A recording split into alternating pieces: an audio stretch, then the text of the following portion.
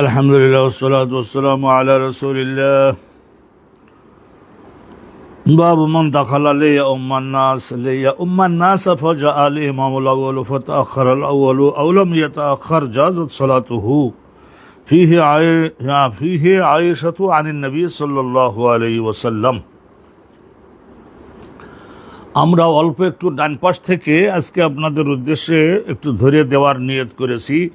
এই বাবের মধ্যে এই আলোচনাটা করা হচ্ছে যে কোনো একজন ব্যক্তি বলতে হযরতে আবু বকর সিদ্দিক মসজিদে প্রবেশ করেছিলেন, ওনার দায়িত্ব দেওয়া হয়েছিল সেই জন্য লিয়া উম্মান নাস, মুসলমানগণ, উপস্থিত মুসলমানগণের তিনি ইমামত করবেন, সলাতে ইমামত করবেন। ফাজা আল ইমামুল আউয়ালু, তা শেষ পর্যন্ত দেখা গেল যে আসলে বড় ইমাম যিনি, নবী রাসূলগণের যিনি দলপতি, শুধু মুসলমান জাতির ইমাম না, ইমামু জামিউল আম্বিয়া ওয়াল মুরসালিন যিনি, তিনি অনুপস্থিত ছিলেন প্রথম দিকে, সেই জন্য আবু বকর সিদ্দিককে দায়িত্ব দেওয়া হয়েছিল। তো পরবর্তীতে আল্লাহর রসুল নিজে সশরীরে হাজির হয়ে গেলেন সেখানে। ফাতাআখারাল আউয়ালু, তাইলে তখন পেছনের দিকে সরে গেলেন। আল আউয়ালু মানে প্রথম ইমাম, মানে প্রথম প্রবেশকারী ইমাম, তার মানে রাসূলুল্লাহ সাল্লাল্লাহু আলাইহি ওয়াসাল্লামের দায়িত্বপ্রাপ্ত ইমাম যিনি ছিলেন হযরতে আবু বকর সিদ্দিক, তিনি পিছিয়ে যদি যান তাইলেও নামাজ তার হবে। আওলাম ইয়াতাআখার, আর যদি তিনি পিছিয়ে না যান, ওই স্থানে যদি দাঁড়িয়ে থাকেন এবং রাসূলুল্লাহ এসে যদি তার পাশে দাঁড়িয়ে সলাতের নেতৃত্ব দেন, তাহলেও তার সলাত জায়েজ হবে, জাযাত সালাতুহু ফিহি। আর এই মশলাটা স্পষ্ট হবে হযরত আম্মাজান আয়েশা সিদ্দিকার বর্ণনা থেকে, তিনি রাসূলুল্লাহ থেকে বর্ণনা করছেন। এই হলো হেডিংটা। এটা আমরা আপনাদেরকে আগে একটু খুব ব্যস্ততার সঙ্গে শুনিয়েছিলাম, আজকে আবার আর একটু অধিকতর স্পষ্ট করবার জন্য আবার উদ্ধৃত করছি। তবে আমরা দ্রুত যাব, আশা করি বিষয়গুলোর আলোচনা আগে আপনাদের কিছুটা আগের থেকে পূর্ব থেকে জানা থাকাতে এখন আপনাদেরও বুঝতে অসুবিধা হবে না। হাদাসানা আব্দুল্লাহ ইবনে ইউসুফ, ইমাম বুখারী হুজুর শিক্ষক আব্দুল্লাহ ইবনে ইউসুফ, তার শিক্ষক ইমাম মালিক, তার শিক্ষক আবু হাজিম ইবনে দিনার, তার শিক্ষক হযরতে সাহাল ইবনে সাদ আস-সাঈদী, আল্লাহ নবী সাহাবী, আন্না রাসূলুল্লাহ সাল্লাল্লাহু আলাইহি ওয়াসাল্লাম যাহাবা ইলা বনি আমর ইবনে আউফ, নিশ্চয় নবী করিম সাল্লাল্লাহু আলাইহি ওয়াসাল্লাম মদিনার ওই কোবাক গ্রামের দিকে বসবাস করেন। বনি আমর ইবনে আউফ নামক এই কবিলাটা, তাদের মধ্যে দুইটা দলের মধ্যে, দুইটা পক্ষের মধ্যে একটু গোলমাল তৈরি হয়েছিল, ভুল বোঝাবুঝি তৈরি হয়েছিল। রাসূলুল্লাহ সেইটা সমাধান করবার জন্য রাসূলুল্লাহ সেখানে গিয়েছিলেন, লিইউসলিহা বাইনাহুম, তাদের মধ্যে সমঝোতা করাইয়ে দেওয়ার জন্য, মিলমিট করে দেওয়ার জন্য। ফাহানাত সালাতুল আসর, ইতিমধ্যেই আসরের নামাজে ফিরে আসতে আসরের নামাজের সময় হয়ে গিয়েছিল। ফাজাআল মুয়াজ্জিন, হযরতে বিলাল রাদিয়াল্লাহু তাআলা, রাসূলুল্লাহ যেহেতু মদিনার একটু বাহিরে গিয়েছেন, দূরে গিয়েছেন, 3 মাইল দূরে গিয়েছেন, সেই জন্য হযরতে বিলাল আসলেন আবু বকর সিদ্দিকের নিকটে। ফাকালা, এবং প্রস্তাব করলেন, আজ তুসাল্লি লিন্নাসে, আপনি মুসলমানদের সালাতের ইমামত করবেন। বা ওকিমা, তাইলে আমি একামত আমি দিব, আজান আমি দিব, একামত আমি দিব, আপনি ইমাম হবেন, মনের দিক দিয়ে রেডি আছেন কিনা? কয়লা, তখন হযরতে আবু বকর সিদ্দিক রাদিয়াল্লাহু তাআলা বললেন যে হ্যাঁ, রেডি আছি, দায়িত্ব তো রাসূলুল্লাহ দিয়ে গেছিলেন, এইভাবে বলাও ছিল। ফাসাল্লাহ আবু বকর, তো আবু বকর সিদ্দিক সলাতে যোগদান করলেন, নামাজ পড়াতে শুরু করেছেন। সাল্লাহ রাসূলুল্লাহ সাল্লাল্লাহু আলাইহি ওয়াসাল্লাম, আবু বকর সিদ্দিক নামাজ পড়াতে শুরু করলেন। ফাজা আর রাসূলুল্লাহ ইতিমধ্যে আসলেন। ওয়ান্নাসু ফিস সালাত, মুসলমানগণ তখন সলাতের মধ্যেই তো রয়েছেন, আসরের নামাজ শুরু হয়ে গেছে। ফাতাখাল্লাসা, নবী করিম সাল্লাল্লাহু আলাইহি ওয়াসাল্লাম পেছনের দিক থেকে, উত্তর দিক থেকে কি করলেন? নবী করিম সাল্লাল্লাহু আলাইহি ওয়াসাল্লাম উত্তর দিক থেকে সারি এবং লাইন সবগুলি অতিক্রম করতে করতে করতে করতে শেষ পর্যন্ত প্রথম কাতারে যখন গিয়ে পৌঁছলেন, তাখাল্লাসা, রাসূলুল্লাহ যখন পৌঁছে গেলেন, অতিক্রম করে আসলেন কাতার সমূহ, হাত্তা ওয়াকাফা ফিস সফে, একেবারে প্রথম কাতারের ওখানে গিয়ে যখন নবী করিম সাল্লাল্লাহু আলাইহি ওয়াসাল্লাম পৌঁছে গিয়েছেন এবং ওখানে গিয়ে অল্প একটু থামলেন। এখন আর সামনে হযরত আবু বকর সিদ্দিক রাদিয়াল্লাহু তাআলা আনহু রয়েছেন। সফাকা, তখন নামাজের অত সাহাবাগণ যখন দেখলেন যে রাসূলুল্লাহ এসে গেছেন, সফাকা, তারা সকলে এইরকম হাতে তালি দিয়ে দিয়ে আবু বকর সিদ্দিককে মনোযোগী বানাবার জন্য, সজাগ বানাবার জন্য চেষ্টা করলেন। সব ফাঁকা, হাতে তালি দিলেন মুসল্লিগণ। ওখানা আবু বকর সিদ্দিক লা ইয়ালতাফিতু ফি সালাতি, নামাজের মধ্যে বিভোর হয়ে পড়লে ডাইনি বামে কোনো দিকে তিনি তাকাতেন না। ফালাম্মা আকসারান নাস ওয়া তাসবিক, মুসল্লিগণ যখন হাতের তালিটা খুব বেশি পরিমাণে ডানে বামের থেকে দিতে লাগলেন, এলতাফাতা, শেষ পর্যন্ত তার মনোযোগ আকর্ষণ তারা করতে সক্ষম হলেন এবং উনি তাকালেন। ফারাআ রাসূলুল্লাহ, তখন তিনি আল্লাহ রসুলকে দেখলেন। ফাআশারা ইলাইহি রাসূলুল্লাহ, তখন নবী করিম সাল্লাল্লাহু আলাইহি সাল্লাম ইশারা দিলেন। রাসূলুল্লাহ তো তার ঠিক পেছন বরাবর প্রথম কাতারে এসে দাঁড়িয়েছেন। ওই দাঁড়ানো অবস্থায় রাসূলুল্লাহ আবু বকর সিদ্দিকের দিকে ইশারা দিলেন রাসূলুল্লাহ সাল্লাল্লাহু আলাইহি সাল্লাম এবং বললেন তাকে বুঝিয়ে যে আন উমকুস, তুমি ওই নিজের জায়গায় প্রতিষ্ঠিত থাকো এবং নামাজের ইমামত চালিয়ে যাও। মাখানাকা, তুমি তোমার নিজের জায়গায় থাকো এবং ইমামত চালিয়ে যাও। রফা আবু বকর ইয়াদাইহি, তো রাসূলুল্লাহ যখন তার ইমামত করাটা অনুমোদন করলেন, তো তখন মহা আনন্দে খুশি হয়ে রফা আবু বকর ইয়াদাইহি, হযরত আবু বকর সিদ্দিক নিজের দুই হাত উপরের দিকে উঠালেন এবং এইভাবে উপরের দিকে উঠালেন এবং আল্লাহ পাক রব্বুল আলামিনের প্রশংসা করলেন। আল্লাহ, আপনি আমার প্রতি দয়া করেছেন। আল্লাহর রাসূল যখন আমাকে বলেছেন উমকুস মাকানাকা, জায়গায় প্রতিষ্ঠিত থাকো এবং সালাতের ইমামত করে যেতে থাকো, আল্লাহ কত বড় দয়া। তোমার রাসূল যেটা বলেছেন ওইটাই তো তোমারও কথা, তো অতএব তোমার কাছে আগে শুকরিয়া জানাই।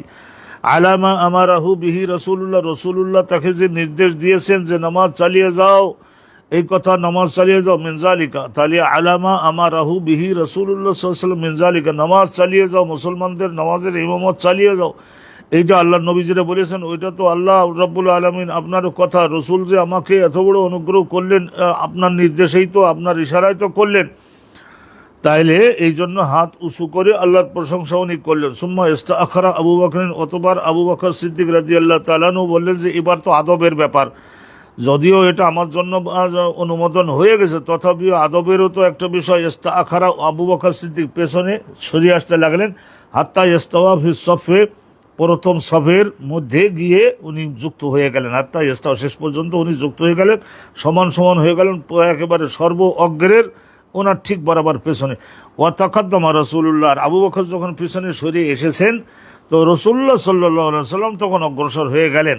ওয়া তাকাদ্দামা রাসূলুল্লাহ অগ্রসর হয়ে গেলেন। ফাসাল্লাহ, এবং নামাজের বাকি অংশ তিনি আদায় করতে থাকলেন।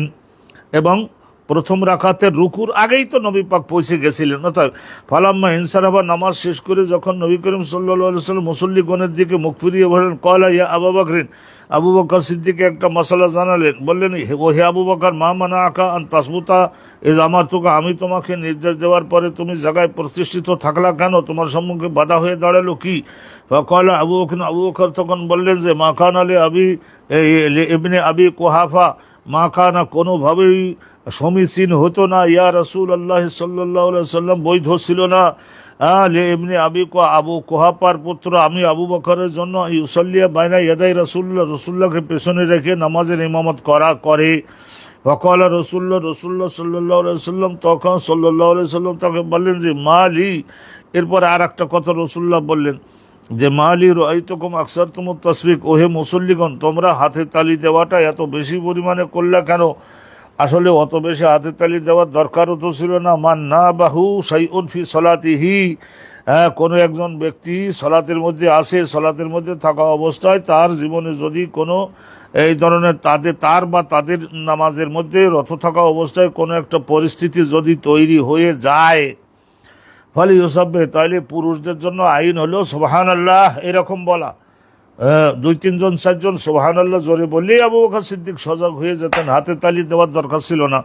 বলি ইউসাব্বিহ, সুবহানাল্লাহ বলা, আল্লাহু আকবার বলা, এর দ্বারা বোঝানো যাবে যে আল্লাহ রাব্বুল আলামিনই সকল ভুলের থেকে মহাপবিত্র, আপনার ভুল হয়ে যাচ্ছে, আপনি এখন ওখানে না দাঁড়াইয়ে পেছনে হটে আসুন, এইটাই সুবহানাল্লাহ বলতে হতো। ওয়া ইন্নাহু ইযা সাব্বাহা, যখন একজন মুসল্লি তসবিহ সুবহানাল্লাহ বলবে উল্টোবেতা ইলাইহি, তখন বাকি ইমাম সাহেব তার ওই সুবহানাল্লাহ বলার দিকে মনোযোগ দেবে এবং যদি ভুল ত্রুটি হয়ে গিয়ে থাকে সেটা শুধরে নেবে। ওয়া ইন্নামা তাসবিহু লিন-নিসা, রাসূলুল্লাহ বললেন যে হাতে তালি দেওয়াটা এটা সহজ বিধান দেওয়া হয়েছে মহিলাদের জন্য। তো এই যে একখানা হাদিস, আরও স্পষ্ট করে দিলাম আপনাদের সকলের জন্য। আপনারা আশা করা যায় আনন্দিত হলেন। আলহামদুলিল্লাহ রাব্বিল আলামিন। এরপরে নতুন আর একটা বাব শুরু হচ্ছে। তাহলে এখানে আমরা বুঝতে পারলাম যে আবু বকর সিদ্দিক মুসলমানদের সলাতের ইমামত করবার জন্য প্রবেশ করেছিলেন সলাতে। এরপরে মূল ইমাম যিনি রাসূলুল্লাহ এসে গেলেন। তা এখন এখানে নায়েব ইমাম যিনি প্রথমে প্রবেশ করেছিলেন, তিনি যদি পেছনে সরে যান তাও জায়েজ আছে, আর যদি ওখানে দাঁড়িয়ে থেকে যদি নামাজ আদায় করে যেতেন তাহলে তাও জায়েজ আছে। তো এ সম্পর্কে আলহামদুলিল্লাহ উরওয়াত ইবনে জুবাইর থেকে আম্মা জান আয়েশা সিদ্দিকার হাদিস পূর্বে আমরা শুনেছি। এখন এই বাবটা আলহামদুলিল্লাহ নতুন একটা বাব শুনুন। ইজা ইস্তাউ ফিল কিরাতে ফায়াউম্মুহুম আকবারুহুম। যদি দেখা যায় যে কয়েকজন এমন আলেম ওখানে উপস্থিত আছেন, বা ইমামতের খতিবের পদ পাওয়ার জন্য এমন কয়েকজন দরখাস্ত দিয়েছেন যে তারা সকলে কেরাতুল কোরআনের দিক দিয়ে একই রকমের, কেরাতুল কোরআনের দিক দিয়ে সবাই একেবারে ব্রাইট এই রকমের, এই দিক দিয়ে সমান, এলেমের দিক দিয়েও সমান, বড় বড় বাঘা বাঘা কয়েকজন, ফায়াউম্মুহুম আকবারুহুম। তখন দেখতে হবে যে বয়সে একটু যিনি বেশি হবেন, বয়সে যিনি একটু বেশি হবেন তাকেই দিতে হবে, নিয়োগপত্রটা তাকেই দিতে হবে এবং তিনি ইমামত করবেন। আল্লাহ রসুলের এগুলি সমস্ত আইন।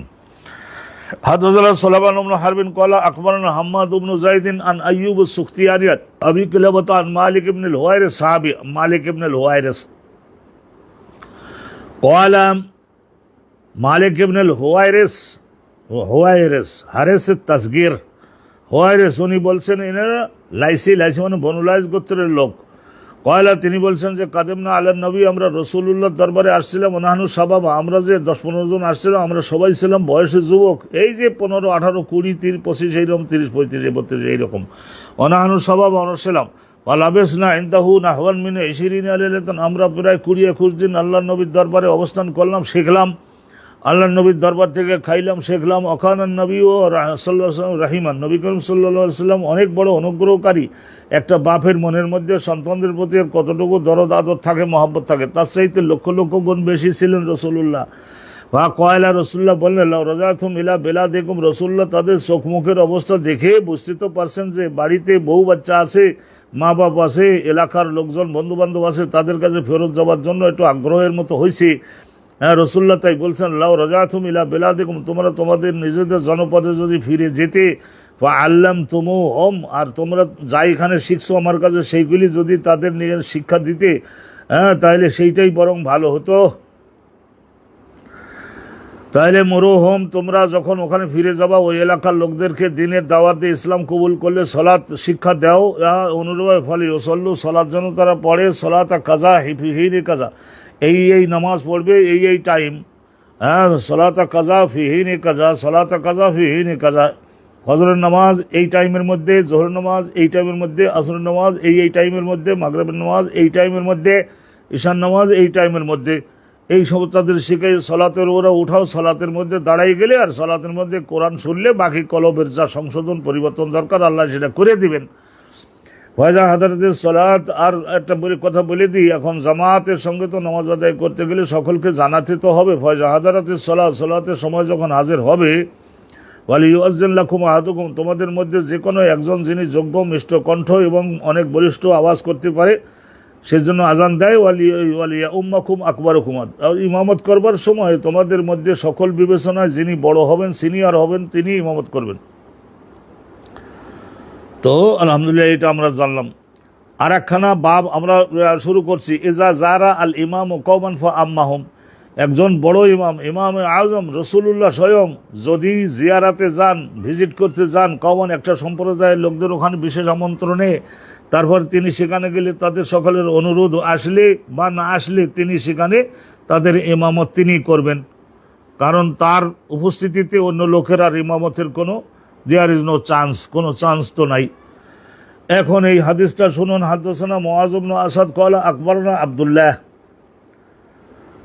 বলতে আব্দুল্লাহ ইবনে আল মুবারক, মুআয ইবনে আসাদ তার শিক্ষক আব্দুল্লাহ ইবনে আল মুবারক ক্বালা আখবারনা মা'মার, হযরতে মা'মার তার ইমাম জোহরি তাবেঈ, ক্বালা আখবারনি মাহমুদ ইবনে রবিঈ, হ্যাঁ, তাহলে ইমাম জোহরি হুজুর ওনাকে কে বলেছেন? জোহরি হুজুরকে বলছেন মাহমুদ ইবনে রবি, ইনিও সাহাবি, তাহলে অনেক বয়সে কম সাহাবি। কলা সমেত ইতবান ইবনে মালিক আল আনসারি, ইনিও সাহাবি। হযরত ওমরের সঙ্গে রাসূলুল্লাহ মদিনাতে যাওয়ার পরে এই ইতবান ইবনে মালিকের সঙ্গে উখুওয়াত, ভ্রাতৃত্বের সম্পর্ক কায়েম করে দিয়েছিলেন। বসবাসের বাড়ির অংশ দিতে হবে, চাষের জমি দিতে হবে, ব্যবসার পুঁজি দিতে হবে। 10 জন যদি প্রয়োজন হয় তাহলে 10 জন মিলে চাঁদাবাটা তুলে মদিনার একজন মহিলার সঙ্গে বিবাহ করাই দিতে হবে। ওরে আল্লাহ, আলহামদুলিল্লাহ, বহু মহাজের মদিনার লোকদের জামাই হয়ে গেলেন। কলা সামিআতু, ওই মাহমুদ ইবনে রবি বলছেন আমি শুনেছি ইতবান ইবনে মালিক আল আনসারীর নিকটে কলা ইস্তাআযানান নবী সাল্লাল্লাহু আলাইহি ওয়াসাল্লাম, একবার নবী করিম সাল্লাল্লাহু আলাইহি ওয়াসাল্লাম আমাদের বাড়িতে আসলেন, ভেতরে প্রবেশের জন্য অনুমতি চাইলেন। ফাআযিনতু লাহু, আমি বললাম তশরিফ আনুন হুজুর, আমার দাওয়াতেই তো আপনি তশরিফ এনেছেন, ভেতরে আসুন। ফাকালা, তখন রাসূলুল্লাহ সাল্লাল্লাহু আলাইহি ওয়াসাল্লাম বলেছিলেন আয়না তুহিব্বু আন উসাল্লিয়া মিন বাইতিকা, তোমার বাড়ির একটা জায়গায় একটু আমি সালাত আদায় করে দিই, পরবর্তীতে তুমি তোমার বংশধররা ওই জায়গায় মসজিদ বানাইয়ে ভবিষ্যতে এটা তাবাররুক হিসাবে তোমরা নিয়ে নিলে। তাইলে কোন জায়গাটা তো দাঁড়িয়ে নামাজ পড়বো আমি, সেইটা পছন্দ, কোন জায়গাটাকে দাঁড়ানো পছন্দ করছো তুমি হে ইতবান? ফাআশারতু লাহু ইলাল মাকানিল্লাযী ইউহিব্বু, তখন আমি হাতের ইশারায় দেখাই দিলাম রাসূলুল্লাহকে ওই স্থানটা, আল্লাযী ইউহিব্বু, যে জায়গাটাতে নবী পাক নামাজ পড়ুন আমি পছন্দ করি। ফাকামা, রাসূলুল্লাহ সেখানে দাঁড়ালেন। ওয়াসাফাবনা খালফাহু, আমরা সকলে তার পেছনে দাঁড়ালাম। সুম্মা সাল্লামা, তারপরে ওই 2 রাকাত নামাজ পড়াইছিলেন। চাষতের ওক্ত তো এই মনে করলেন সকালে 11টায়, 10:30, 11টার দিকে, 11:30 দিকে, এর মধ্যে জোহরের হওয়ার আজান হওয়ার ওক্ত হওয়ার আরো 1.5 ঘন্টা আগে রাসূলুল্লাহর পেছনে আমরা সকলে দাঁড়িয়ে কাতারবন্দি হয়ে গেলাম। সুম্মা সাল্লামা, নবী করিম সালাম ফেরলেন, ওয়াসাল্লাম, আমরাও সালাম ফেরলাম। তা বোঝা গেল এখানে রাসূলুল্লাহ সেখানে গেছেন, তাইলে জিয়ারাতে গেছেন, তাদের এলাকার জনগণের একটু অবস্থা দেখবার জন্য, শুনবার জন্য, আর একটা মসজিদের জায়গা নির্ধারণ করে দেওয়ার জন্য গেছেন নবী পাক। তো ওই যে দোহা, সালাতুদ দোহার ইমামত করলেন, তো রাসূলুল্লাহর উপস্থিতিতে আর একজন কি করি, আর অন্যের বেলায়ও এই ধরনের বড় আলেম যদি যান, সকলে মিলে বলে হুজুর আপনার পেছনে নামাজ পড়াবেন, তিনি, এটি হলো আইন। তো আলহামদুলিল্লাহ রাব্বিল আলামিন, আমরা শুনে যাচ্ছি এবং আশা করি কোনো সমস্যা হচ্ছে না, আপনাদের বুঝেও যাচ্ছেন। বাবুন ইন্নামা জুইলা লিমাউল লিউতাম্মা বিহি ওয়া সাল্লাল্লাহু নবী সাল্লাল্লাহু আলাইহি ওয়াসাল্লাম ফি মারাদি আল্লাযী তুফিয়া ফিহি বিন-নাস ওয়া জালিসুন। শুনুন, ইন্নামা জুইলাল ইমাম, ইমামকে ইমাম নির্ধারণ করা এজন্য হয়েছে যাতে করে লিউতাম্মা বিহি, যাতে করে তার আর সঙ্গে সকলে ইক্তেদা করেন। ইক্তেদা বলতে তিনি যেভাবে করবেন সেইভাবে বাকি মুক্তাদিদেরকেও, ওই ইমাম যদি বসে নামাজ পড়ে বসে নামাজ পড়তে হবে। এটা রাসূলুল্লাহ সাল্লাল্লাহু আলাইহি ওয়াসাল্লামের খুসুসিয়াত, তিনি যেটা বলেন সেইটাই আইন। কিছুদিন রাসূলুল্লাহ এমন বলছিলেন, পরবর্তীতে আবার এটা পরিবর্তন করে দিয়েছিলেন। ওয়াসাল্লান নবী সাল্লাল্লাহু আলাইহি ওয়াসাল্লাম, এবং নবী করিম সাল্লাল্লাহু আলাইহি ওয়াসাল্লাম নামাজ পড়েছিলেন ফি মারাদিহি, অসুস্থতার ওই দিনগুলিতে, আল্লাযী তুফিয়া ফিহি, যে ব্যাধিতে আক্রান্ত হওয়ার পরে আর রাসূলুল্লাহ আর সুস্থ হয়ে ওঠেন নাই, ওফাতপ্রাপ্ত হয়েছিলেন, ওই অসুস্থতার দিনগুলিতে রাসূলুল্লাহ নামাজ পড়াইছিলেন বিন্নাসি, মুসলমানদের। ওয়া জালিসুন, নবী করিম সাল্লাল্লাহু আলাইহি ওয়াসাল্লাম ছিলেন বসা, অতএব তিনি বলেছিলেন যে তোমাদের ইমাম যেহেতু বসা, তোমরাও বসে নামাজ পড়ো। রাসূল যেটা বলেন সেইটাই আইন। ওয়াকালা ইবনে মাসউদ, আব্দুল্লাহ ইবনে মাসউদ বলেছেন যে ইযা রাফা ক্বাবলা আল ইমাম, এখানে একটা নতুন মাসলা বলছে, ইক্তেদা করতে হবে। ইক্তেদা যদি ব্যতিক্রম হয় তাহলে সেটারও আবার কাজা কাফারা আছে, সংশোধন আছে। আব্দুল্লাহ বিন মাসউদ বলেন ইযা রাফা ক্বাবলা আল ইমাম, মনে করেন ইমাম সাহেব এখনো সেজদায়, ইতিমধ্যেই বেখিয়াল বশত মুক্তাদি হয়তো মাথা উঠেই ফেলছে, ইমাম সাহেব এখনো রুকুতে, কি কারণে জানি মুক্তাদি মাথা উঠেই ফেলছে। ইযা রাফা ক্বাবলা আল ইমাম, ইমামের আগেই যদি মুক্তাদি মাথা উঠাইয়ে ফেলে, ইয়াউদু, তাহলে পুনরায় যখন দেখবে যে এখনো ইমাম সাহেব রুকুতে, এখনো ইমাম সাহেব সেজদায়, ইয়াউদু, সঙ্গে সঙ্গে ফেরত যাবে, সঙ্গে সঙ্গে মুক্তাদি ওই রুকুতেও ব্যাক করবে। এমন মনে করবে না যে আরে উঠে যাও, ওটাই যখন উঠাই তো ফেলতেই হবে, তো ওটাই যখন ফেলছি তাই এইভাবে খাড়াই থাকি, না, তা না, সঙ্গে সঙ্গে লজ্জিত হয়ে আবার তাকে রুকুতে ফেরত যেতে হবে, সেজদায় ফেরত যেতে হবে। আব্দুল্লাহ বিন মাসউদ বলেন, কারণ তা না হলে ওতাম্মা, ওই যে ইক্তেদা করা তো হচ্ছে না, ইক্তেদা ইক্তেদা তো করতে হবে। ইমাম সেজদায় আপনাকেও সেজদায় থাকতে হবে, ইমাম রুকুতে আপনাকেও রুকুতেই থাকতে হবে। কেন আপনি মাথা উঠাইছেন ভুলে গেছে? তাহলে যতটুকু উঠাইছিলেন ততটুকু আর একটু বেশি ওই সেজদার মধ্যে থাকুন, রুকুর মধ্যে থাকুন। ফাই আমকুসু, আমকুসু মানে ওই সেজদার মধ্যে রুকুর মধ্যে মুক্তাদি আবার একটু বেশি পরিমাণে সময় অবস্থান করবে। ইয়ামকুসু দেরি করবে, বেকাদরে মা রফা, যতটুকু মাথা উঁচু করেছিল অতটুকু টাইম আবার ওই রুকুর মধ্যে গিয়ে সেজদার মধ্যে যেয়ে ও ইয়ামকুসু মানে অবস্থান করবে, দেরি করবে। সুম্মা ইয়াত্তাবিউল ইমাম, পরবর্তীতে মানে যে সেজদায় গেছি তো গেছি, রুকুতে গেছি তো গেছি, আর মাথা আর তুলবো না, তাহলে তো আবার ওই ইমামের সঙ্গে আবার বিরোধিতা হয়ে গেল। সুম্মা ইয়াত্তাবিউল ইমাম, পরবর্তীতে আবার ইমাম সাহেবের ইত্তেবা করবে। আব্দুল্লাহ বিন মাসউদ এই মশলা দিতেন, উনি ব্যারিস্টার হয়েছিলেন আল্লাহ নবীর দয়ায়। আর একটা ঘটনা শুনুন এখানে, হাসানে বসরি 70 জন সাহাবী ছাত্র ছিলেন হাসানে বসরি, ওনার দেওয়া একটা মশলাও শুনে নেন এই সুযোগে। ওয়াকাল আল হাসানুল বসরি, হাসানে বসরি বলেছিলেন ফিমান ইয়ারকাউ মাআল ইমাম রাকাতাইন, ফিমান ইয়ারকাউ মাআল ইমাম রাকাতাইন, রাকাতাইন মানে 2 রাকাত বিশিষ্ট নামাজ। 2 রাকাত বিশিষ্ট নামাজ হলো জুম্মার নামাজ, আর 2 রাকাত বিশিষ্ট আরো নামাজ আছে, ঈদুল ফিতরের নামাজ আর ওই যে কোরবানির ঈদের নামাজ। তাইলে 2 রাকাত বিশিষ্ট নামাজ যেগুলি জামাতের সঙ্গে পড়তে হয়, আরো ফজরের নামাজও তো 2 রাকাত বিশিষ্ট ফজরের নামাজ আছে। তো এইভাবে 2 রাকাত বিশিষ্ট নামাজ, এ নামাজে মনে করে নিন একজন ব্যক্তি ইমামের পেছনে ইক্তেদা করলো, করে একটা রুকু পাইলো, একটা রুকু পাইছে, ইয়ার কাউ রুকু পাইছে, তার সঙ্গে রুকু পাইছে, কিন্তু এত মারাত্মক ভিড় লেগেছে, ভিড়ে মানে যেমন মক্কা শরীফ এরম হতে পারে, ফজরের নামাজে এরম হতে পারে, 2 ঈদের নামাজে এরম হতে পারে, জুমার নামাজে এরম হতে পারে। রুকুটা তো দেশে ইমামের সঙ্গে ইক্তেদা রুকু পর্যন্ত পারছে, কিন্তু ওয়ালা ইয়াকদিরু আলা সুজুদ, সেজদা দেওয়ার সময় এমন ধাক্কা দিয়েছে যে একেবারে নিয়ে গেল, প্রায় মনে করেন কাবা শরীফের মধ্যে তো নিয়ে গেল। সে 2 সেজদা দেওয়ার সময়ে আর ওই ইমাম সাহেব তো সেজদায় সবাই গেলেন, চলে অন্য মুসল্লিরাও গেল, কিন্তু ওনার ভাগ্যে হলো না ইমাম সাহেবের ইক্তেদা করা, ওই 2 সেজদা দিতে পারে নাই। তাইলে এখন নামাজটা কিভাবে, ওই 2 সেজদা তো দিতে পারে নাই, রুকুটা পর্যন্ত তো পারছে, কিন্তু সেজদা দুটো তো দিতে পারে নাই, প্রথম রাকাতের 2 সেজদা তো দিতে পারে না। তাইলে এই 2 সেজদা কখন দিবে সে সম্পর্কে হাসানে বসরি বলতেন ইয়াসজুদু লিরাকাতিল আখিরাহ, তাইলে সেজদা দেবে লিরাকাতিল আখিরাহ। ওই যে এখন মনে করেন প্রথম রাকাতটা 2টা সেজদা দিতে পারে নাই, তা এখন শেষের যে রাকাতটা, সেই যে শেষের রাকাতের বাবদে সেজদা উনি দিবেন, তো নিশ্চয় সেজদা তাইনি ইমামের মুক্তাদি হয়ে 2টা সেজদা তো দিবেনই।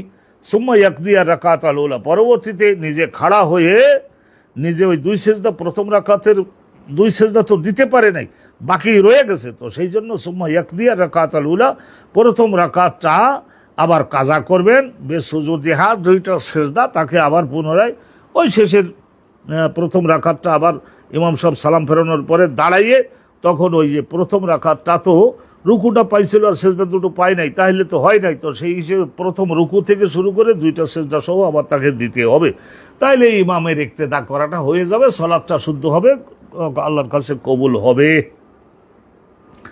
এই একটা মশলা হাসানে বসরি দিয়েছেন। ওয়াফিমান নাসে, এই মশলাটা তো আপনারাও জেনে গেলেন, তাইলে ইমাম সাহেবের ইক্তেদা হয়ে যাবে।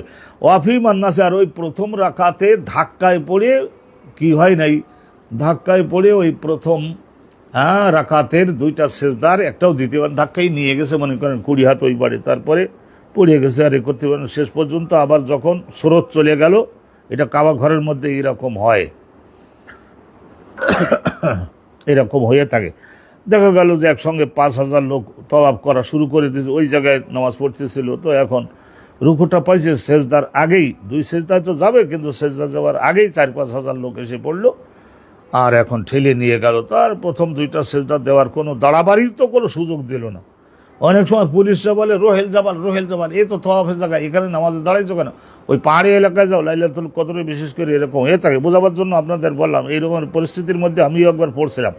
ওয়াফি মান্নাসে আছে যাতেন। আর একটা মশলা শুনুন, ওই পুরুষ সম্পর্কে ওই মহিলা সম্পর্কে কি জবাব হবে, যে ব্যক্তি ভুলে গেছে 2 সেজদা দিতে হবে, কিন্তু 1 সেজদা দিয়েছে, আর 1 সেজদা দিতে যে হবে সেটা তার স্মরণে নাই, হতে পারে, মানুষ তো মানুষই, হাতটা কমায় 1 সেজদা দিয়ে দাঁড়িয়ে পড়ছে, তো এখানে বলা হচ্ছে যে শুধু ওই সালাম ফেরানোর পরে যে সেজদাটা দিতে পারে না ওই সেজদাটা আবার আরেকবার দিয়ে দিবে, তাহলে ওই ইমামের পেছনের ইক্তেদাটাও শুদ্ধ হয়ে যাবে, নামাজ সহি হয়ে যাবে। আলহামদুলিল্লাহ রাব্বিল আলামিন। এই যে ঝড়ের গতিতে আপনাদেরকে আনলাম। গতকালে রাতে আমাদের এখানে ওই যে বিদ্যুতের বিভ্রাট হয়েছিল, কারেন্টের সাপ্লাই না থাকাতে একটু আপনাদের অনুষ্ঠানটা একটু ডিস্টার্ব হয়েছিল, আমরা দুঃখিত, কিন্তু সেইটা তো আমাদের আয়ত্তে ছিল না। আল্লাহ পাক রব্বুল আলামিন আমাদের বাংলাদেশের প্রতি রহমত করুন, যাদের উপরে যে সমস্ত দায়িত্ব দেওয়া হয়েছে সকলে যাতে সঠিকভাবে বাস্তবায়ন করবার বিষয়ে সিরিয়াসনেস অনুভব করি, তারপর মনোযোগী হন। একখানা আর একখানা হাদিস আহমদ ইবনে ইউনুস কল আকবরনা জায়েদা, ইমাম বুখারী হুজুরের উস্তাদ, ছোটখাটো উস্তাদ মনে করবেন না, আহমদ ইবনে ইউনুস, তার শিক্ষক হযরতে জায়েদা, তার শিক্ষক মুসা ইবনে আবু আয়েশা, তার শিক্ষক উবাইদুল্লাহ ইবনে আব্দুল্লাহ ইবনে উতবা ইবনে মাসউদ। নাম 4 জন, কিন্তু আসলে ব্যক্তি হলো ওই উবাইদুল্লাহ, বাপের নাম আব্দুল্লাহ, দাদার নাম উতবা, দাদার বাপের নাম হলো মাসউদ। কয়লা উবাইদুল্লাহ বলেন দাখালতু আলা আয়েশা। হাদিসটা আপনারা পড়েছেন, সুন্দর বুঝে যাবেন, কিন্তু মনোযোগ দিয়ে শুনুন, মনোযোগ দিয়ে আপনারা সকলে শুনুন। কয়লা দাখালতু আলা আয়েশা, আমি একদিন আম্মাজান আয়েশা সিদ্দিকার দরবারে গেলাম। উবাইদুল্লাহ আয়েশা সিদ্দিকার ছাত্র ছিলেন। ফাকুলতু, তখন যে দাবি জানালো, আম্মাজান আলা তুহাদ্দিসিনি আন মারাদি রাসূলিল্লাহ, রাসূলুল্লাহ সাল্লাল্লাহু আলাইহি ওয়াসাল্লাম জীবনের শেষের দিকে যে একটু ব্যাধিগ্রস্ত হয়েছিলেন, অসুস্থ হয়ে পড়েছিলেন, ওই সময়ের হাদিসগুলি, ওই সময়ের আলোচনাটা একটু দয়া করে আমার কাছে বর্ণনা কি আপনি দয়া করে দিবেন কি? কালাত বালা, আম্মাজান আয়েশা সিদ্দিকা বলেন, করে দেব না কেন, তুমি অনেক দূর থেকে হেঁটে আসছো, অবশ্যই শোনো। বালা, তখন এবার বর্ণনা শুরু করলেন। সাকুলান নবী সাল্লাল্লাহু আলাইহি ওয়াসাল্লাম, রাসূলুল্লাহ সাল্লাল্লাহু আলাইহি ওয়াসাল্লাম, সাকুলান নবী সাল্লাল্লাহু আলাইহি ওয়াসাল্লাম, রাসূলুল্লাহর দেহটা ভারে আক্রান্ত হয়ে পড়লো, দেহ আর বল থাকলো না যে দেহটাকে টেনে উঠাবেন, এইরকম। সাকুলা রাসূলুল্লাহ সাল্লাল্লাহু আলাইহি ওয়াসাল্লাম ভারে আক্রান্ত হয়ে গেলেন, বার্ধক্যের ভারে আক্রান্ত হয়ে গেলেন, ভারে আক্রান্ত হয়ে গেলেন। একদিন আমি আপনাদের কাছে ব্যাখ্যা করছি, এটা সিরাতে ইবনে হিশামের থেকে করছি, বুখারী সহ প্রত্যেক কিতাবের মধ্যে এই আলোচনাগুলি আছে। এক তো হলো মাথার মধ্যে মারাত্মক ধরনের ব্যথা, মাথা ব্যথা, এটা সোদা বলে। আর দ্বিতীয় হলো মারাত্মক জ্বর, হম্মা, তারপরে সোয়াল মানে কাশি, তারপরে এর শরীরটা আব্বাস বলেছেন যে হলদে হলদে হয়, ওফাতের আগে রক্ত শূন্যত বা এই ধরনের হয়তো হলদে হলদে হয়। তারপরে বুক জ্বালা, বুক জ্বালা মানে ওই যে খয়বারের কুহকিনী কুলাঙ্গিনী, ওই ইহুদি মহিলা গোষ্ঠীর সঙ্গে বিষ মাখাইয়ে বলেছিল যে আপনি যে আমাদের ইহুদিদের ঘৃণা করেন না, সেইটার একটা প্রমাণ আমরা চাই, আপনাদের ধর্মগ্রন্থ তো আছে, অত আমুল্লাযিনা উতুল কিতাব হাল্লুল লাকুম, এই তো আমন মানে এখানে জবাইকৃত পশুর গোশত, তাহলে জবাইকৃত পশুর গোশত, আহলে কিতাবদের জবাইকৃত পশুর গোশত তারা যদি গিফট করে, রান্না করে, কাঁচা দেয়, কিনে নেয়, হালাল মুসলমানের জন্য, তো এই আইনটা পরীক্ষা করতেছি, তো আপনি একটু খান। তো খাইছিলেন রাসূলুল্লাহ, ওর মধ্যে বিষ মাখানো ছিল। আল্লাহ রাব্বুল আলামিন নবীকে সবকিছু তো জানাইয়ে দেখাই দেন, কিন্তু এটা জানিয়ে দেখিয়ে দিলেন না। কারণ কি? রাসূলুল্লাহ বলতেন না, অদিত্য মানে আমি পছন্দ করি আনাকুনা শহীদান ফি সাবিলিল্লাহ, আনাকুনা শহীদান ফি সাবিলিল্লাহ, বারবার এক নিঃশ্বাসে তো 8-10 বার বলে ফেলতেন রাসূলুল্লাহর কলবের মধ্যে তো এই ধরনের 40 জন যুবকের ক্ষমতা ছিল, নিঃশ্বাসও ওইরকম নিতে পারতেন রাসূলুল্লাহ।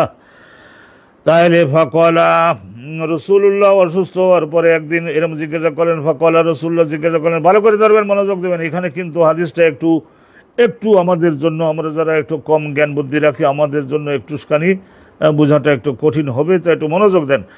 রাসূলুল্লাহ সাল্লাল্লাহু আলাইহি ওয়াসাল্লাম তখন একটু সুস্থ হয়ে, জ্ঞান যখন স্বাভাবিক হলো, সাল্লান্নাস, মুসলমানরা কি সালাত আদায় করেছে নাকি? কলনাল্লাহ, আমরা বাড়ির লোকেরা বললাম যে না, এখনো নামাজ আদায় করে না। হুম ইয়ান্তাযিরুনাকা, আপনি যাবেন সেই অপেক্ষায় তারা আসেন। ইয়া রাসূলুল্লাহ, ক্বালা দাউ লি মাআন, তখন রাসূলুল্লাহ সাল্লাল্লাহু আলাইহি ওয়াসাল্লাম বললেন যে আমি তো যাব, কিন্তু আমার তো এই ধরনের একটু মনে হচ্ছে যেন হুঁশ ছিল না। দাউ লি মাআন, তোমরা আমার জন্য পানি এর ব্যবস্থা করো। দাউ ওয়াদউন, ওয়াও দাদ আইন, ওয়াদউন মানে গোছগাছ করে রাখো, ওয়াদউন স্থাপন করো, গোছগাছ করে রাখো, জোগাড় করে প্রস্তুত করে দাও। দাউ এটা কয়েকবার আসবে, তো ওখানে মূল অক্ষর ছিল ওয়াও দাদ আইন, ওয়াদউন। এখন আমর বানাবার সময় দাউ হয়ে গেছে।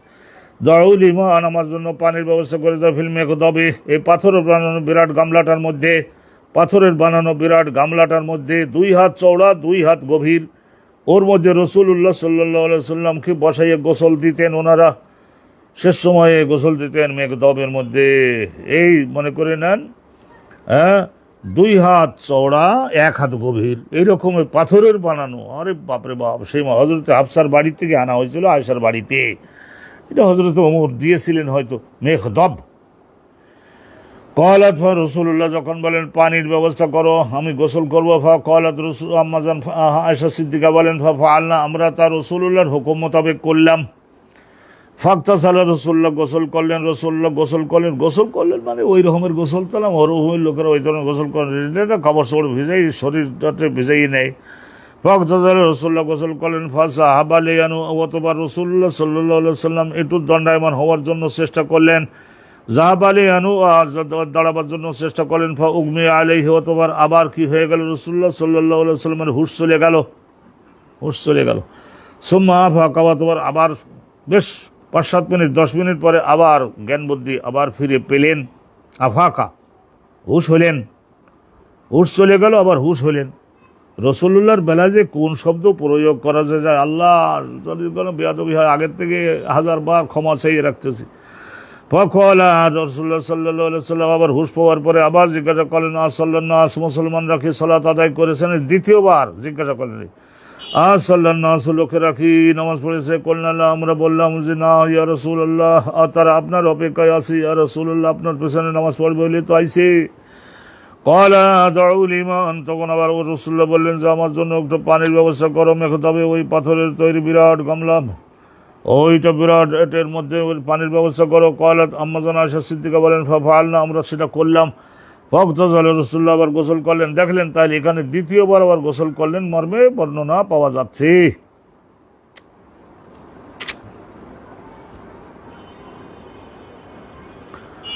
আল্লাহু আকবার, আল্লাহু আকবার, আল্লাহু আকবার, আল্লাহু আকবার। অসাধারণ জিনিস। রাসূলুল্লাহ সাল্লাল্লাহু আলাইহি ওয়াসাল্লাম তাহলে আগে একবার গোসল করছেন, এই আবার গোসল করলেন। হাদিসে যা আছে তাই তো আমরা বলবো, এর বাইরে বলবার আমাদের কারোর বাপের সাধ্য আছে নাকি? এই যে দেখেন ফাগতাসাল, আগে একবার গেছে, রাসূলুল্লাহ গোসল করলেন, ওঠবার চেষ্টা করলেন, আবার হুঁশ হারাই ফেললেন। তারপর হুঁশ প্রাপ্ত হলেন, আবার জিজ্ঞাসা করলেন মুসলমানরা কি নামাজ পড়েছে নাকি, জামাত করে ফেলেছে নাকি। ফাগতাসালা, এই যে আবার দ্বিতীয়বার আবার গোসল করলেন। সুম্মা যাবালি আনু, অতবার আবার রাসূলুল্লাহ উঠে দাঁড়াবার চেষ্টা করলেন, কিন্তু আবার হুঁশ হারিয়ে ফেললেন। সুম্মা আফাকা, অতবার আবার হুঁশ প্রাপ্ত হলেন। ফাকাল সাল্লানা, তৃতীয়বার জিজ্ঞাসা, আবার যখন হুঁশ পাইলেন তখন জিজ্ঞেস করলেন মুসলমান নামাজ পড়ছে? বললেন না, আমরা বললাম না এখনো পড়ে নাই। হুম ইয়ানতাযিরুনাকা, আপনার অপেক্ষায় আছে। চিন্তা করেন, মনে করেন রে একটা সময় নিশ্চয় উনি একটা সময় জোহরের রক্ত হয়ে গেছে, তাইলে ওই সময় থেকে মুসলমানরা অপেক্ষায় আছে। দেখি হুজুর স্বাভাবিকই আসেন যদি দয়া করে।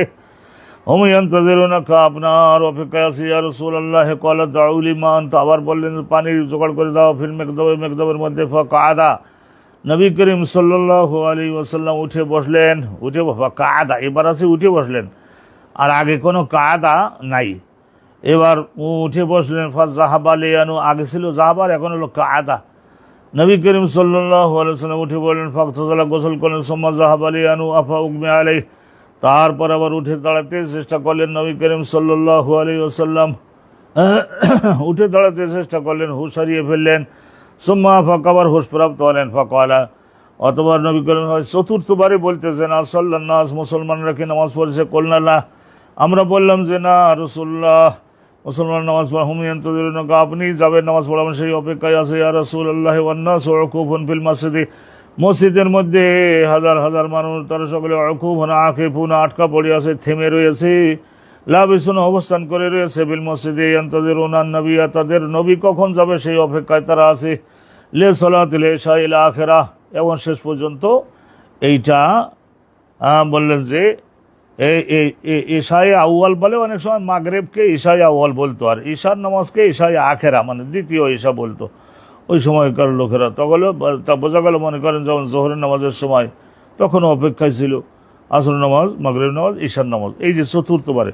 ফারসালান নবী, নবী করিম সাল্লাল্লাহু আলাইহি ওয়াসাল্লাম, আরসালান নবী ও রাসূলুল্লাহ সাল্লাল্লাহু আলাইহি ওয়াসাল্লাম তখন বিশেষ একজন নির্দেশদাতাকে নির্দেশ বহনকারী নিয়ে যাওয়ার জন্য হযরত বিলালকে পাঠালেন আবু বকরের নিকটে।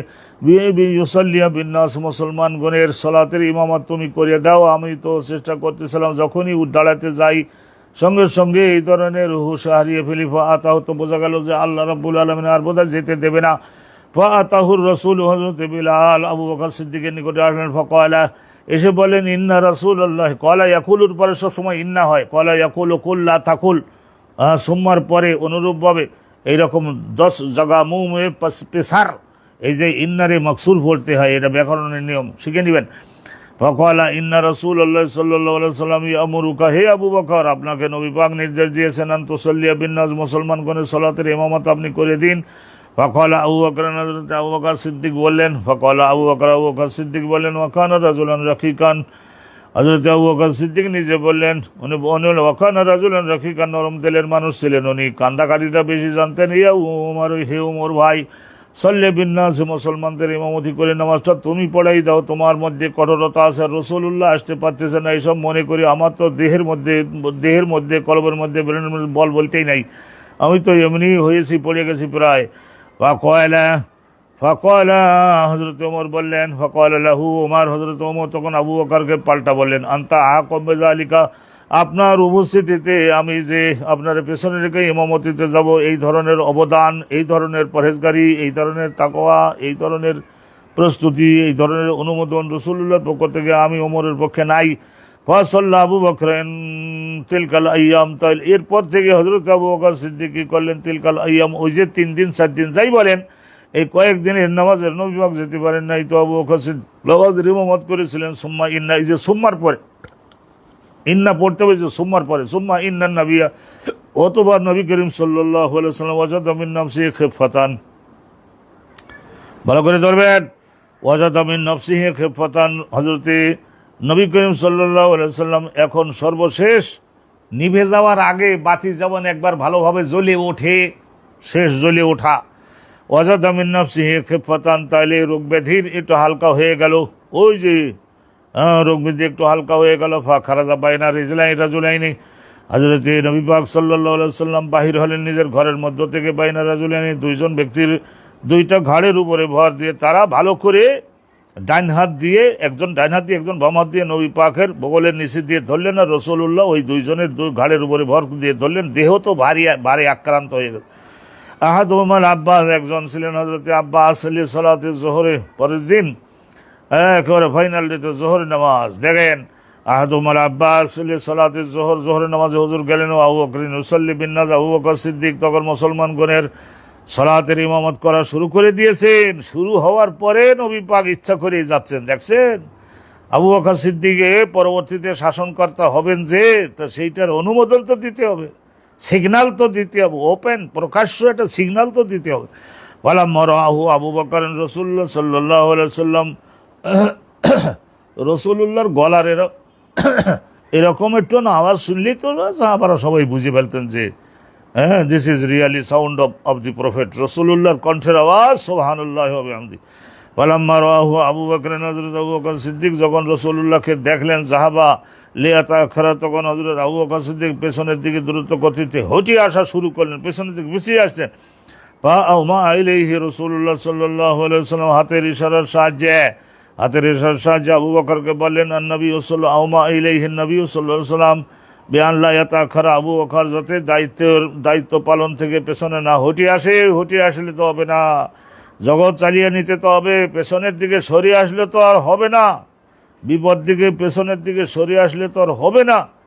ফাকালা রাসূলুল্লাহ সাল্লাল্লাহু আলাইহি ওয়াসাল্লাম, এরপরে আবু বকরকে বললেন যে পেছনের দিকে হটিয়ে আসো না, জায়গায় টিকে থাকো, কঠিনভাবে জায়গায় টিকে থাকো।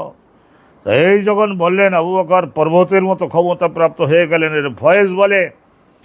ফাকালা আজলিসানি ইলা জামবিহি, তখন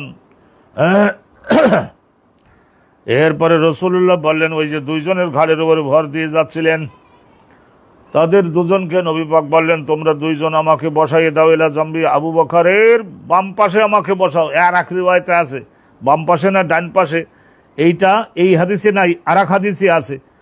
তখন মুসলমানগণের কাতার বেশি হয় সব সময়ের জন্য ডান সাইডে, তো নবী করিম সাল্লাল্লাহু আলাইহি সাল্লামের ডান হাতে রাখতেছেন আবু বকরকে। হাসরের দিন আল্লাহ যখন বলবেন যেসব লোক তৈরি করছো তাদের একজনকে আনো, ওইরকম ডান বাড়ি তাকাই দেখবেন আবু বকর রেডি আছে। ফকলা জেলে সানি, তোমরা দুজন আমাকে বসাও ইলা জাম্বিহি, এই ইমামের বাম পাশে বসাও। ফজলা সাউলা জাম্বি আবু বকর, আবু বকরের বাম পাশে দুইজন মিলে, ওই দুইজন মানে একজন হলো আব্বাস আর একজন হলো হযরত আলী, এই দুইজন ওই আবু বকরের পাশে রাসূলুল্লাহকে বসাই দিলেন। কয়লা কয়লা বর্ণনাকারী বলেন, বর্ণনাকারী কেডা? বর্ণনাকারী এখানে বর্ণনাকারী কেডা? ওই যে আম্মাজান আয়েশা সিদ্দিকার নিকট থেকে বর্ণনাকারী হযরতে উবাইদুল্লাহ। ক্বালা ফাজআলা আবু বকর ইউসাল্লি, বর্ণনাকারী বলেন ফাজআলা আবু বকর ইউসাল্লি।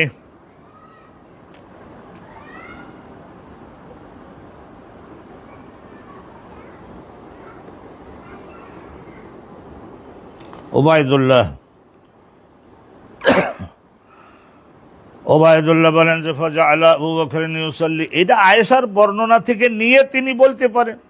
জাআলা আবু বকর ইউসাল্লি, আবু বকর সিদ্দিক নামাজ পড়াতে লাগলেন। হয় আতাম্মু বিসালাতিন নবী, রাসূলুল্লাহ যেহেতু এসেছেন, রাসূলুল্লাহ সাল্লাল্লাহু আলাইহি ওয়াসাল্লাম যেভাবে হাত বেঁধেছেন ওইটা দেখে দেখে আবু বকর তাই করতেছেন। তাইলে ইয়া আতাম্মু মানে ইক্তাদি, আবু বকর ইক্তেদা করতেছে রাসূলুল্লাহর নামাজের, আর সমস্ত মুসলমানগণ ইক্তেদা করতেছে আবু বকরের আওয়াজের।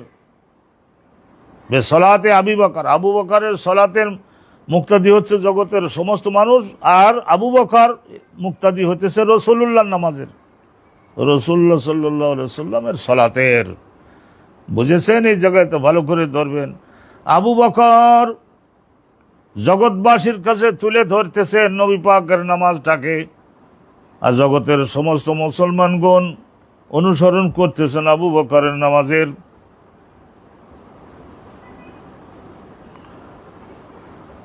হে আল্লাহ, ওয়ান্নাসু বিসসালাতি আবি বকরিন ওয়ান নবী সাল্লাল্লাহু আলাইহি ওয়াসাল্লাম, কয় রাসূলুল্লাহ সাল্লাল্লাহু আলাইহি ওয়াসাল্লাম বাম পাশে বসে রয়েছেন। কলা উবাইদুল্লাহ, এই যে উবাইদুল্লাহ আয়েশা সিদ্দিকার ছাত্র, ওবায়দুল্লাহ বলেন ফাদাখালতু আলা আব্দুর রহমান আনা আব্দুল্লাহ ইবনে আব্বাস, আয়েশা আম্মাজান আয়েশা সিদ্দিকার নিকট থেকে এই হাদিসটা শুনবার পরে একটু ঝালাই করে নেওয়ার জন্য আমি একবার গেলাম আব্দুল্লাহ ইবনে আব্বাসের নিকটে। আব্দুল্লাহ ইবনে আব্বাসও ওই জামাতে ছিলেন, কিন্তু দুই ঘাড়ে যে ভর করছিলেন সেটা হলো ওনার বাপ আব্বাস আর এক হলো আলী, কিন্তু পাশে তো আবার আব্দুল্লাহও আছে। ওয়াদাখালতু আলা আব্দুল্লাহ ইবনে আব্বাস, আব্দুল্লাহ ইবনে আব্বাসের কাছে আমি একদিন গেলাম। ফাকুলতু লাহু, তার কাছে যে বললাম যে হুজুর, আমি এই যে রাসূলুল্লাহর অসুস্থ হওয়ার দিনগুলোর এই ঘটনাটা আমি আম্মাজান আয়েশা সিদ্দিকার কাছে যে শুনেছি, যা শুনেছি আপনার কাছে একটু আওড়াই মানে উল্লেখ করি, আপনি একটু দেখেন ঠিক আছে কিনা। ফাকুলতু, আমি বললাম তাকে, আব্দুল্লাহ ইবনে আব্বাসকে বললাম, আলা আরিদু আলাইকা, আপনার নিকটে আমি একটু যেমন সবক শোনাবো।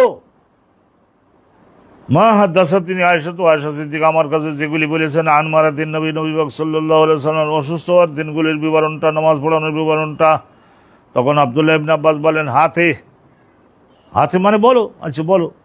আরাদতু আলাইহি, আব্দুল্লাহ ইবনে আব্বাসের কাছে আমি সবকিছু তুলে ধরলাম হাদিসাহা, আয়েশা সিদ্দিকার ওই হাদিসটা। ফামান কারামিনহু শাইয়ান, ওই দীর্ঘ হাদিসের মধ্যে কোনো একটা শব্দের, কোনো একটা বাক্যেরও তিনি প্রতিবাদ করলেন না, বললেন হ্যাঁ ঠিক আছে, হ্যাঁ ঠিক আছে, হ্যাঁ ঠিক আছে। গায়রা আন্নাহু ক্বালা, কিন্তু তিনি শেষে আমার একটু জিজ্ঞাসা করলেন। আব্দুল্লাহ ইবনে আব্বাস বললেন, এই বেড়া ওবায়দুল্লাহ, আমারও প্রিয় ছাত্র, আর আয়েশা সিদ্দিকা তো তুই স্পেশাল ছাত্র, তো এখন ওই যে আয়েশা সিদ্দিকা কি, ওই যে আব্বাস তো ডান বাড়ে ধরছে, আর কিন্তু বাম বাড়ের দ্বিতীয় ব্যক্তির নাম কি কইছিল না আয়েশা সিদ্দিকা? আমি জানি কয় নাই। কয়লা আব্বাস, আব্দুল্লাহ ইবনে আব্বাস বললেন, আসাম্মাত লাকা আর রাজুলা আল্লাযী কানা মা আল আব্বাস, আব্বাসের বাম পাশে যে আর একজন ব্যক্তি ছিল তার নাম কি আয়েশা সিদ্দিকায় কইছে? তো বলছে যে না, তা তো বলে নেই। রাজুল না আখার কইছিল যে আর একজন লোক। তো শোনো, আসলে ঠেলাঠেলি একটু ছিল। কানা মা আল আব্বাস কলতুলা, আমি বললাম যে না, আয়েশা সিদ্দিকা বলে নেই। কয়লা হুয়া আলী, ওই ছিল আলী ইবনে আবি তালিব, কিন্তু আলীর সঙ্গে আম্মাজান আয়েশা সিদ্দিকার এটা মানুষ মাত্রেই একটু হয়ে থাকে, মানুষ মাত্রেই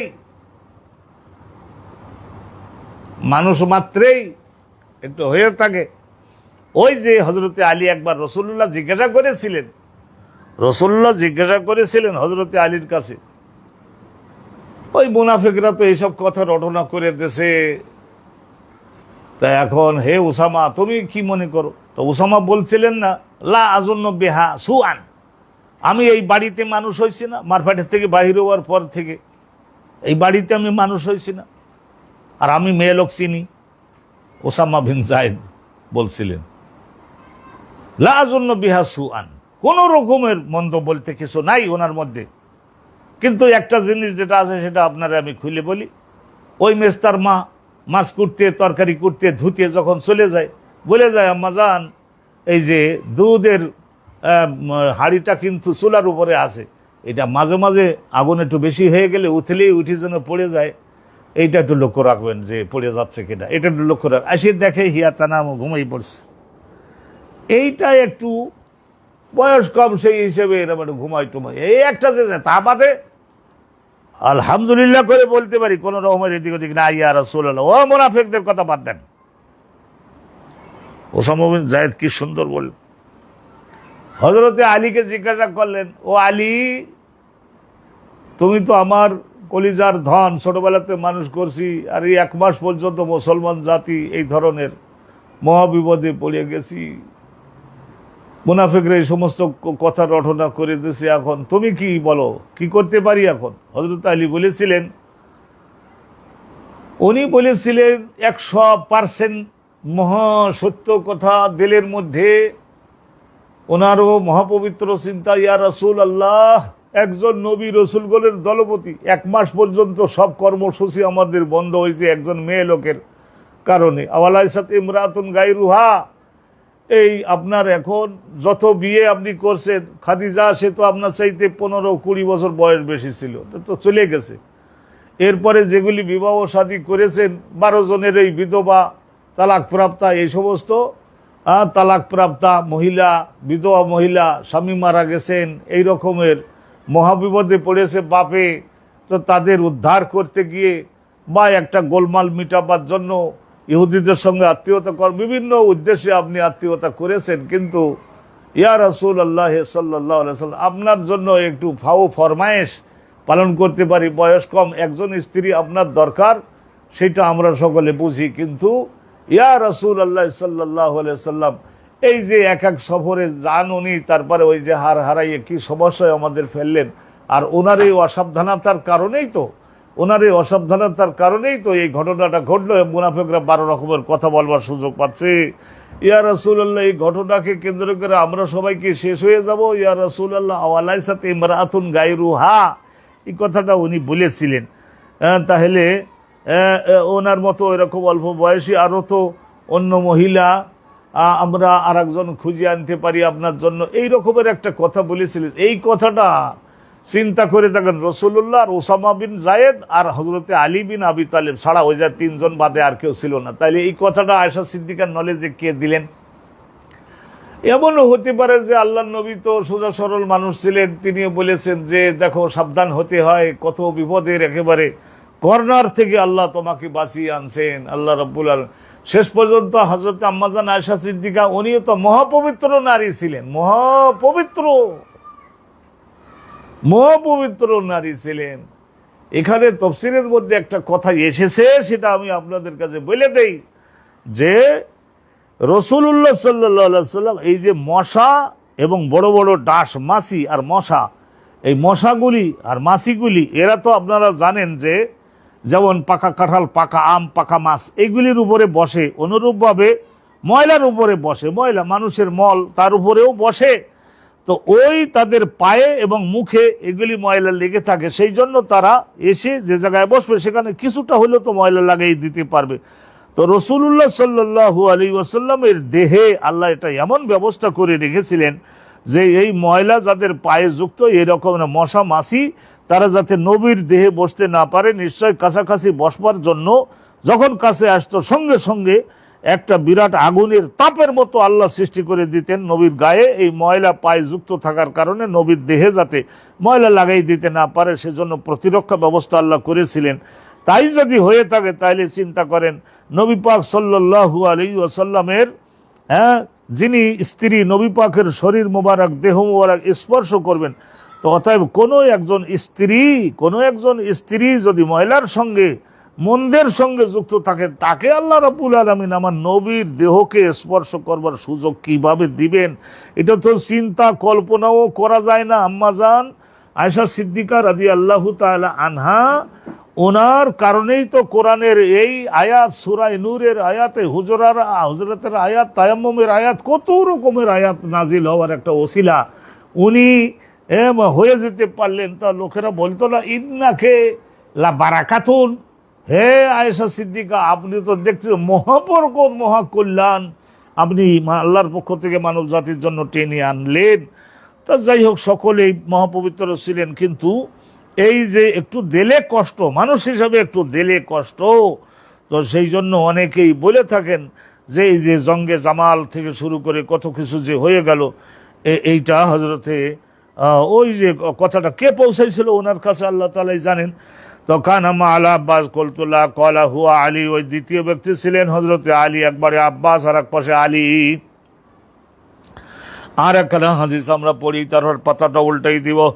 হাদাসানা আব্দুল্লাহ ইবনে ইউসুফ ক্বালা আখবারানা মালিক আন হিশাম ইবনে উরওয়া আন আবিহি উরওয়া আন আয়েশা উম্মুল মুমিনিন রাদিয়াল্লাহু তাআলা আনহা আন আয়েশা উম্মুল মুমিনিন। দেখেন, আয়েশা সিদ্দিকা রাদিয়াল্লাহু তাআলা আনহার নামের সঙ্গে উম্মুল মুমিনিন রাসূলুল্লাহ সাল্লাল্লাহু আলাইহি ওয়াসাল্লাম, যদি রাসূলুল্লাহ সাল্লাল্লাহু আলাইহি ওয়াসাল্লাম এখানে আয়েশা রাসূলুল্লাহ সাল্লাল্লাহু আলাইহি ওয়াসাল্লামের এর স্ত্রীগণ যদি জগতের সমস্ত পুরুষ লোকদের মা হয়ে থাকেন, তাহলে ভালো করে ধরবেন, যদি মা হয়ে থাকেন, ওয়া আজওয়াজুহু উম্মাহাতুহুম, আল্লাহ কোরআনে বলেছেন ওয়া আজওয়াজুহু উম্মাহাতুহুম, তার স্ত্রীগণ জগতের সমস্ত ইমানদার পুরুষদের সকলের কাছে মায়ের হুকুম। রাসূলুল্লাহর ওফাতের পরে নবী পাকের স্ত্রীগণ, যেমন একজন মানুষ তার বাপের মৃত্যুর পরে তার কোনো মাকে, 3-4 মাও যদি কোনো মাকে বিবাহ করতে পারে না, অনুরূপভাবে নবী পাকের ওফাতের পরে হায়াতুন নবী তিনি তার কোনো একজন স্ত্রীকে জগতের কোনো একজন ইমানদার বিবাহ করতে পারবে না।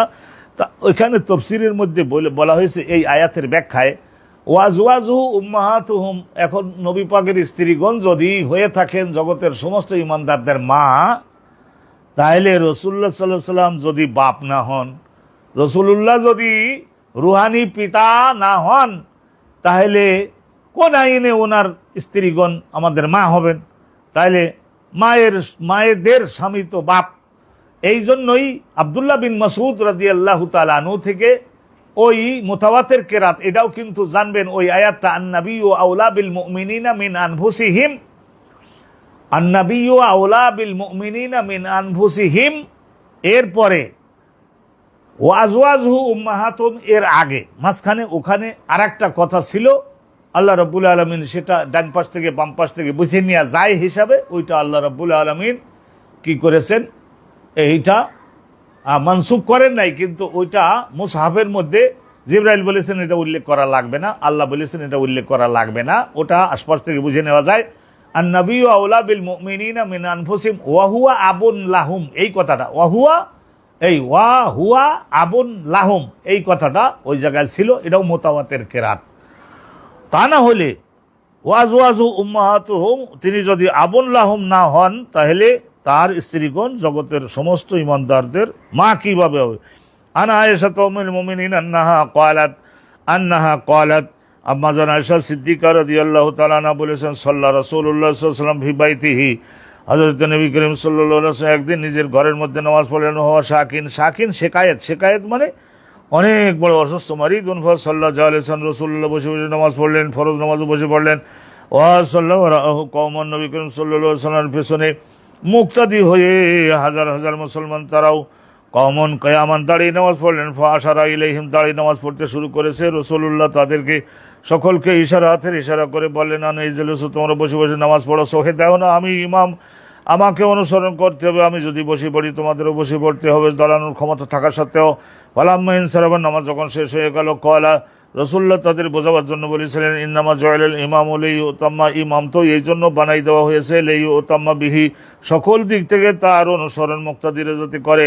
ফাইজা রাকা ফারকাউ, রুকু যদি ইমাম করে তোমরাও রুকু করবা। ওয়াইজা রাফা, মাথা যখন রুকু থেকে সেজদা থেকে উঠায় সঙ্গে সঙ্গে এরপরেই তোমরা নিজের মাথা উঠাবা। ওয়াইজা ক্বালা সামি আল্লাহু লিমান হামিদা, সামি আল্লাহু লিমান হামিদা যখন বলবে এবং সামি আল্লাহু লিমান হামিদা যখন বলবে, ফাকুলু তখন তোমরা ফাকুলু রব্বানা ওয়া লাকাল হামদ, তখন তোমরা এই কথাটা একটু পার্থক্য আছে। মুসল্লিরা সামি আল্লাহু লিমান হামিদা না বলে বলবে কি রব্বানা ওয়া লাকাল হামদ, রব্বানা লাকাল হামদ, রব্বানা ওয়া লাকাল হামদ এরকম আছে, দুই রকমের পড়া যায় এখানে। ওয়াইজা সাল্লা জালিসান, আর রাসূলুল্লাহ সাল্লাল্লাহু আলাইহি ওয়াসাল্লাম যখন বসে নামাজ পড়েন ফাসাল্লু জুলুসান, তাহলে তখনও তোমরাও কি করো, সল্লু জুলুসান, তোমরা সকলেও বসে নামাজ পড়বা। আজমাউন, একজনও বাদ থাকবা না, দাঁড়ানোর ক্ষমতা থাকলেও তোমাদের সকলকেও কি করতে হবে, বসে বসে নামাজ পড়তে হবে, তোমাদেরকেও বসে নামাজ পড়তে হবে। এইটা রাসূলুল্লাহ সাল্লাল্লাহু আলাইহি ওয়াসাল্লাম এরকম বলেছিলেন। রাসূলুল্লাহ যেটা বলেন সেইটাই আইন, ওই সময় ওরা বসে নামাজ পড়ছেন, ওইটাই আল্লাহর কাছে আল্লাহ বলেন আমার নবীর সঙ্গে মিলতেছ না, তালতেছ না, আমার কাছে ওইটাই প্রিয়, যাও তোমাদের সবার নামাজ কবুল হলো। কিন্তু এই একখানা হাদিস আমাদের সামনে আছে, এটা শেষ করে দিলেই আলহামদুলিল্লাহ সর্বশেষের অবস্থাটা আমরা বুঝে যেতে পারবো।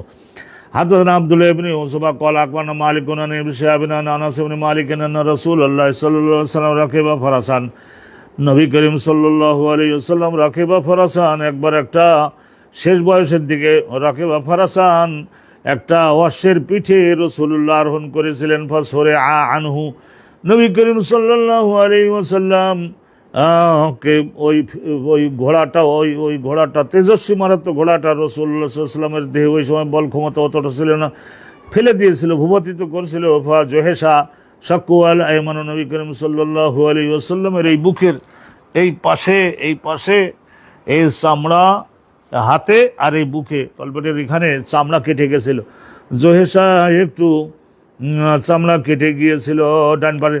ফাসাল্লা সালাতাম মিনাস সালাওয়াত, এরপরে রাসূলুল্লাহ সাল্লাল্লাহু আলাইহি ওয়াসাল্লাম একটা নামাজ আর মোটে উঠে দাঁড়িয়ে পড়তে পারতেছেন না।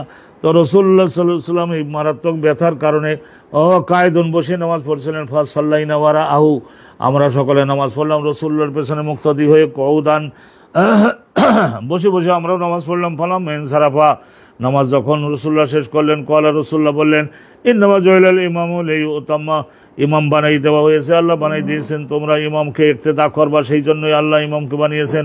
ফাইজা সাল্লা কায়মান, রাসূলুল্লাহ ইমাম যখন দাঁড়িয়ে নামাজ পড়ে, ফাসাল্লু কিয়ামান, দাঁড়িয়ে তোমরাও নামাজ পড়ো। ওয়াইজা রাকা ফারকাউ, আর যখন তোমাদের ইমাম রুকু করবে তখন রুকু করবা। ওয়াইজা রাফা ফারসাফারফাউ, রুকু থেকে মাথা যখন উঠাবে তারপরে তোমরা মাথা উঠাবো। ওয়াইজা ক্বালা, আর যখন ইমাম বলবেন সামি আল্লাহু লিমান হামিদা, ফাকুলু, তখন তোমরা ওই সামি আল্লাহু লিমান হামিদা না বলে তোমরা তখন বলবা রব্বানা ওয়া লাকাল হামদ।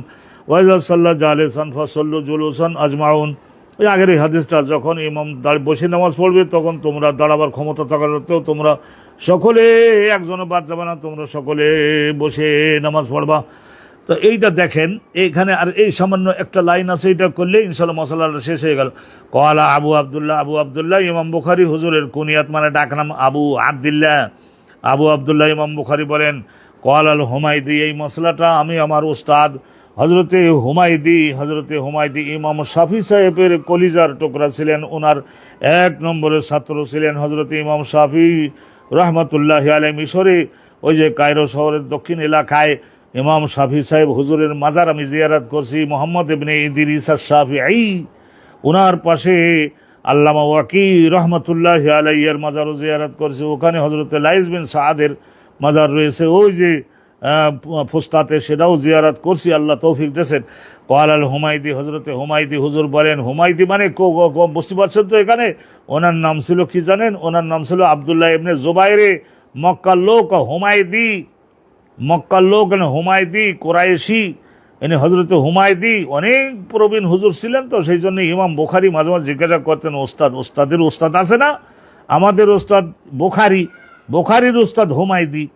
কৌলুহু, তো আমরা হজরত ইমাম বুখারী হুমায়দি হুজুরের কাছে বলেন, কৌলুহু, রাসূলুল্লাহ সাল্লাল্লাহু আলাইহি ওয়াসাল্লামের এই কথাটার আমলটা কিভাবে করব হুজুর? ওয়াইজা সাল্লা জালিসান ফাসাল্লু জুলুসান, ইমাম যদি বসে নামাজ পড়ে তাহলে তোমরাও বসে নামাজ পড়বা, দাঁড়ানোর ক্ষমতা থাকা সত্ত্বেও।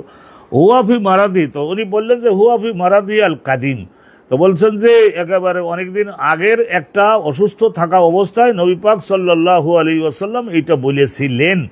ওই তিনি ঘোড়ার পিঠের থেকে পড়ে গিয়ে যে একটু ডান পাশের ওই পেটের এখানকার বগলের তলার এখানকার চামড়া কেটে গেছিল, আর ওই যে এই ধরনের বাহুতে একটা বিরাট একটা গোস্তের মধ্যে একটা ক্ষত তৈরি হয়ে গেছিল, ওই সময়ে রাসূলুল্লাহ সাল্লাল্লাহু আলাইহি ওয়াসাল্লাম ওটা বলেছিলেন। সুম্মা সাল্লা বাদু, পরবর্তীতে যেহেতু দাঁড়াবার ক্ষমতা আছে আর ইমামের যেহেতু ক্ষমতা নাই, সেই হিসেবে রাসূলুল্লাহ আবার আইন পাল্টাই দিছিলেন। সুম্মা সাল্লা বাদ যালিক, ওর পরবর্তীতে রাসূলুল্লাহ সাল্লাল্লাহু আলাইহি ওয়াসাল্লাম নামাজ পড়েছিলেন, নবী করিম সাল্লাল্লাহু আলাইহি ওয়াসাল্লাম জালেসান পড়েছিলেন রাসূলুল্লাহ বসে, ওয়ান্নাসু খালফাহু কিয়ামুন, আর অন্যান্য মুসলমানরা তারা সকলে আবু বকর, ওমর, ওসমান, আলী এনারা সকলে রাসূলের পেছনে মুক্তাদি হয়ে নামাজ পড়ছে। কিয়ামত সকলে দাঁড়াইছিলেন, আর দাঁড়াই নামাজ পড়লাম। লাম ইয়ামুরহুম বিল কুউদ, রাসূলুল্লাহ তাদেরকে আর বসে নামাজ পড়ো এই কথা রাসূলুল্লাহ তাদের নির্দেশ দেন নাই। তাইলে হযরতে হুমায়দি হুজুর ইমাম বুখারীকে বুঝাই দিলেন, বাবা দুই রকমের হাদিস রয়েছে, ওটা হলো অনেক আগের, এটা হলো শেষের। ওয়াইন্নামা ইউখাযু বিল আখির, শেষের যেটার আইন থাকে সেইটা গ্রহণ করে আমরা জগতে বাস্তবায়ন করব। বিল আখিরে ওয়াল ফাল আখিরে, শেষেরটা আমরা পালন করব।